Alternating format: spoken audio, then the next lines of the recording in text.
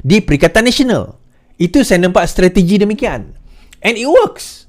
Kan dia berkesan. Kalau bayangkan kalau KJ tak bersama dengan mereka di Perikatan Nasional, isunya di Selangor atau Negeri Sembilan, dia nak tonjolkan siapa.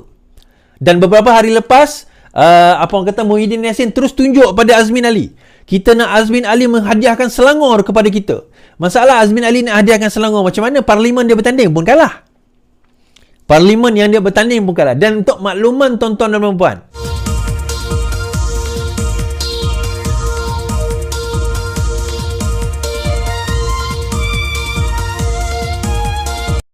tekan butang subscribe, like dan aktifkan lonceng. Di banyak kawasan, banyak negeri kan, dia bertanding kat kawasan yang lain lah. Tetapi yang konon memperjuangkan ini PAS, mana dia? Di manakah suara mereka dalam keadaan ini berlaku, tuan-tuan? Ada dia ada cakap je ni. Tak ada. Adalah suara-suara sumbang kecil pemimpin mereka. Di mana pergi pemimpin kononnya buat proklamasi Melayu? Di mana mereka? Tuan-tuan, saya nak bagi tahu, majoriti penjawat awam adalah orang Melayu. Di manakah Hadi, di manakah Mahathir yang menandatangani proklamasi Melayu itu? Di manakah mereka? Di manakah mereka? Sebab itu saya kata, pilihan raya kali ini, dia bukan milik PN. Jangan PN rasa selesa, Perikatan Nasional rasa selesa. Jangan PAS rasa selesa. Malah satu artikel kalau ditulis hari ini, Kedah jadi kubu baru, PN, atau sokongan beralih sekali lagi.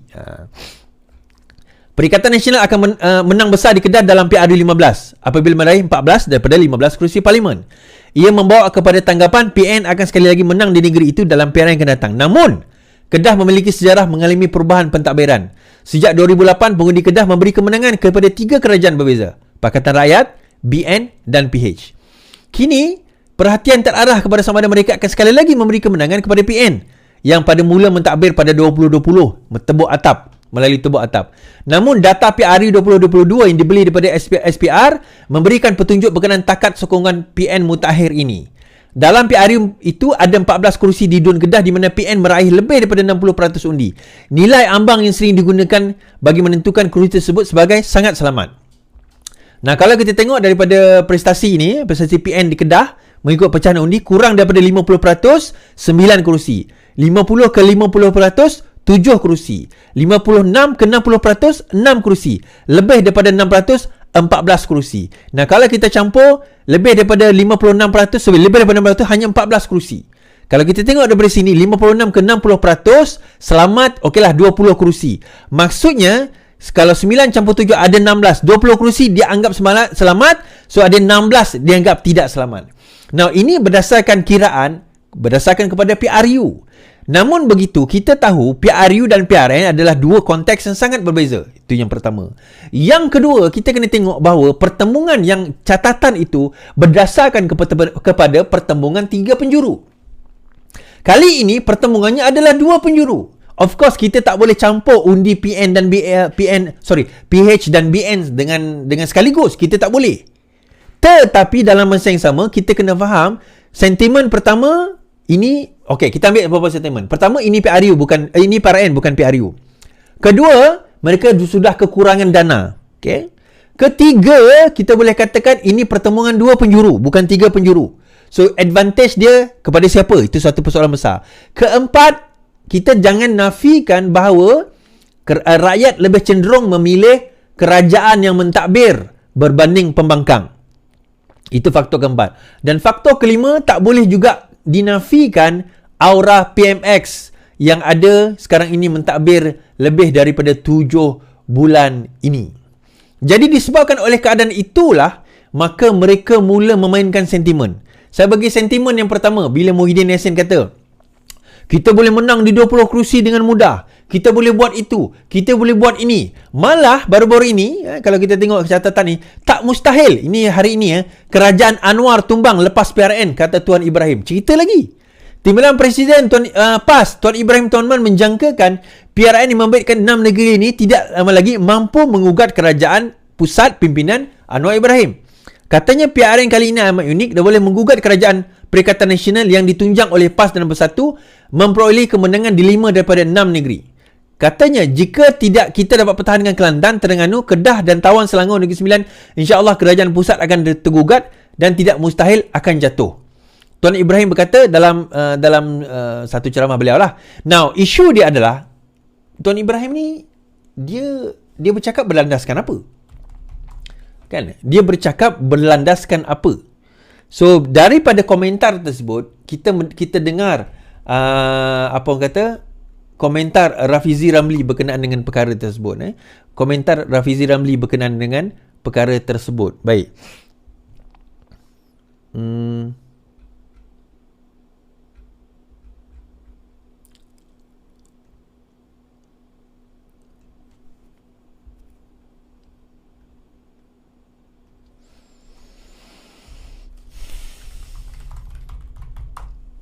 Try cari video dia.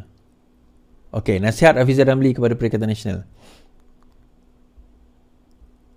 Okey. Dan saya akan komen tentang nasihat ini kejap.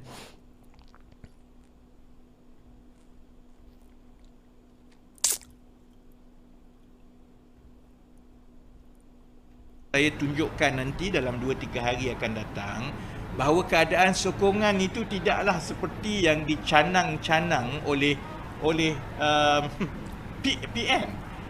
Then I think I was just waiting for the right time to tell that it's not as what they claim. Jadi once I think we issue the data and we start sharing the data with the public, I think hopefully it will slow down lah all these speculation. And I think it's best, my advice kepada PN begini tau.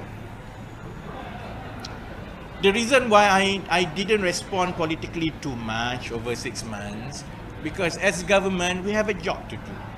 We want to fix the economy, we want to fix things. Jadi, dulu saya begitu aktif, kalau ada je komen, I will jawab. But now I didn't, because that is the job of the government. Likewise, the job of the opposition is to play a good opposition. And how do you play a good opposition? You focus on our policy, you focus on what you can do better, you focus on explaining why didn't you do certain things when you were in government for 33 months. Itu cara yang paling baik untuk PN berkempen dalam pilihan raya ini. Bukannya membina persepsi akan ada gelombang, akan jatuh itu. Ini cerita wayang yang tidak akan membaiki kehidupan rakyat. So my challenge to them is that let's go into this election focus into who can govern this country better. And governance of this country is about integrity, is about competency, is about policy. It is not about Melayu lawan Cina, siapa lagi hebat, siapa lagi ramai pengikut. It's, siapa boleh mengumpulkan konvoi motor terbesar. I mean, how is that going to help us? You kumpul 20,000 orang naik motor keliling satu Malaysia, and then what? Kita boleh bayar hutang kita. It's like, that's the reason yang I didn't reply, because I think it's getting a bit ridiculous. Nak masuk election, mereka semua pernah jadi menteri.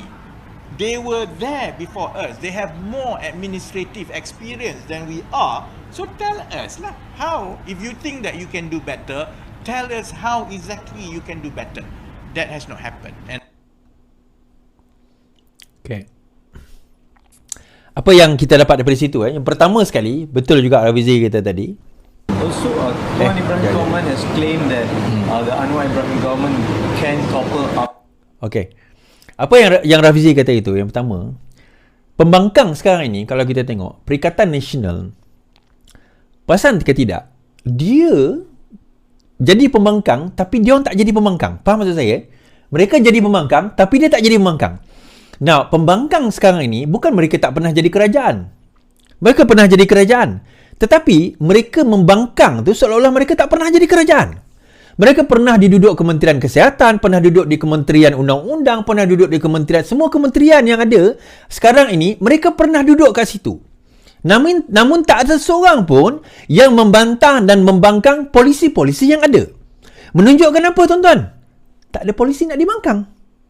Jadi mereka bermainlah dengan perkara-perkara yang tak kena mengena dengan polisi, pembangunan negara dan sebagainya. Nah, sebagai pembangkang, tugas mereka adalah meneliti apa benda yang kerajaan buat tak betul, bantah. Itu tujuan mereka. Tetapi sebaliknya, benda itu tidak berlaku. Mereka banyak bercakap perkara tentang agama, tentang bangsa, tentang perkara yang tak relevan. Bangsa agama relevan lah. Yelah, memang kita kata relevan. Tapi apa relevan dengan pembangunan negara? Apa relevan dengan polisi-polisi yang dibuat? Kita umpama sekarang ini sedang berhujah topik macam mana nak buat kiraan matematik, tetapi dia duduk bercerita awan yang dan burung yang sedang terbang di langit biru. Apa kena mengena? Adakah burung terbang tu tak relevan? Tak penting? Bukan isunya tak relevan dengan perbincangan yang kita ada di sekarang ini. Yang pertama. Yang kedua, apa yang Rafizi cuba sampaikan kepada kita, dapatan daripada Invo akan keluar dalam beberapa hari ini. Sebenarnya saya dah bagi hint sebelum ini tentang dapatan-dapatan tersebut. Tapi Rafizi akan dedahkan secara spesifik lagi. Kita akan nampak apa yang PN kata bahawa mereka akan menang dengan gelombang dan sebagainya, itu sebenarnya tak benar. Kan itu sebenarnya tak benar. Pertama, sokongan daripada segi orang bukan Melayu itu sendiri kita nampak jelas berpihak kepada kerajaan PH, berpihak kepada kerajaan perpaduan.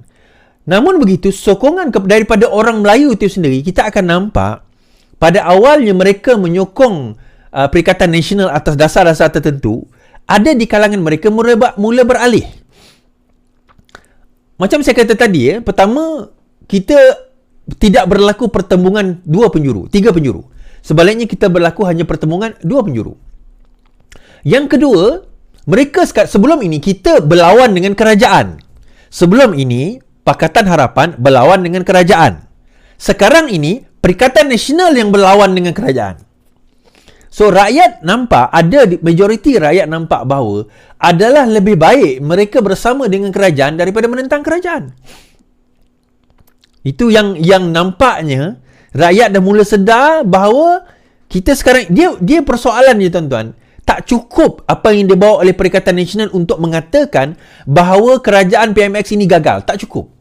Mereka cuba bawa sentimen tu tapi tak carry weight. Tak carry weight. Sentimen nak kata bahawa kerajaan ini gagal tak carry weight, tuan-tuan. Mereka kata gagal. Bila dia katanya apa yang gagal, mereka tak boleh nak jawab. Bila mereka sebut satu perkara, bila kita compare dengan bila mereka memerintah 33 bulan, mereka lagi teruk daripada kita. Kan? Keadaan mereka sebenarnya lagi teruk daripada keadaan kita. Jadi dia tak boleh kata kita gagal. Sedangkan hakikatnya mereka sendiri yang lebih gagal daripada kita. Kita hanya sekarang ini membawa dan memperbaiki kegagalan yang telah mereka lakukan selama 33 bulan. So, kerajaan ini dilihat nampak telah berjaya memperbaiki kegagalan yang mereka telah lakukan selama 33 bulan yang mereka tak mampu nak lakukan. Mereka tutup negara, ekonomi semakin merudum, rakyat banyak dibuang kerja. Malah bila mereka memerintah, kena keluar duit sendiri. Kerajaan tak fikir dan tak guna otak pun macam mana nak selamatkan rakyat tanpa rakyat keluarkan duit sendiri. So, kerajaan sekarang ini, kita cuba memperbaiki perkara tersebut and is going to the right direction. Itu Rafizi nak bagi tahu. Yalah, kalau kita tanya dengan orang PN, of course dia kata kerajaan ni gagal. Orang PN. Jangan tanya dengan orang PN. Tanya dengan rata-rata rakyat. Dan kalaupun mereka tidak nampak perubahan besar, mereka faham. Mereka faham bahawa satu, lubang yang telah digali oleh PN sebelum ini terlalu dalam dan akan mengambil masa untuk kita nak timbus balik. Itu mereka faham. Kedua, walaupun mereka tidak merasai secara drastik perubahan itu, tetapi mereka merasai perubahan. Sekurang-kurangnya yang tak bekerja sudah mula mendapat kerja. Yang tak boleh buka bisnes dah boleh mula buka bisnes. Dah mula ada perniagaan dan pinjaman serta ada dana-dana yang mula mereka perolehi. Yang sebelum ini sebenarnya mereka tak ada. Mereka tak dapat. Yang tak bekerja sekarang ni dah mula bekerja. Mereka mula nampak dah bahawa perubahan itu ada dalam negara ini. Pelaburan-pelaburan mula masuk. Tesla dah buka. Sekarang mana? Cyberjaya Tesla kan? Cyberjaya ada Tesla. Kemudian ada company-company lain ni dia katakan big company corporation yang sekarang ini nak buka agensi mereka di dalam negara kita. Persoalan yang kita nak bawa sekarang ni adalah sama ada rakyat Kelantan, Terengganu dan juga Kedah ni bersedia untuk nak menerima hakikat bahawa kerajaan ini boleh membawa perkara yang lebih baik kepada mereka atau tidak. Itu sebenarnya, kan? Adakah kerajaan ini nak boleh membawa yang lebih baik berbanding sebelum ini atau tidak kepada negeri-negeri tersebut? Bukan federal, negeri-negeri tersebut. Dan jawapan mudahnya adalah majoriti mereka merasakan bahawa ya, mereka boleh membawa yang lebih baik. Persoalan yang dibawa itu bolehlah jadi lebih baik. Kerajaan ini boleh lebih baik kalau diperintah oleh kerajaan yang sama dengan kerajaan pusat. Kalau PAS dibagi memerintah sekali lagi, akan ada masalah. Terutama macam Kedah lah. Kan, bila menteri besarnya nak cari gaduh dengan Perdana Menteri. Masalah melanda mereka. Okay. Alright. So, tuan-tuan fikirlah sendiri, insyaAllah. Macam saya kata tadi, weekend ini saya akan berada di Kelantan, Kota Baru Kelantan, dan di Terengganu saya akan ada di Kuala Terengganu. InsyaAllah Kuala Terengganu tu mungkin saya nak buat satu makan tengah hari lah. Bukanlah tengah hari, kita jumpa lah. Nanti saya akan announce tempat dia. Siapa yang free, jom kita join. Sekian daripada saya. Selamat malam, selamat beristirahat. Yang penting, lawan.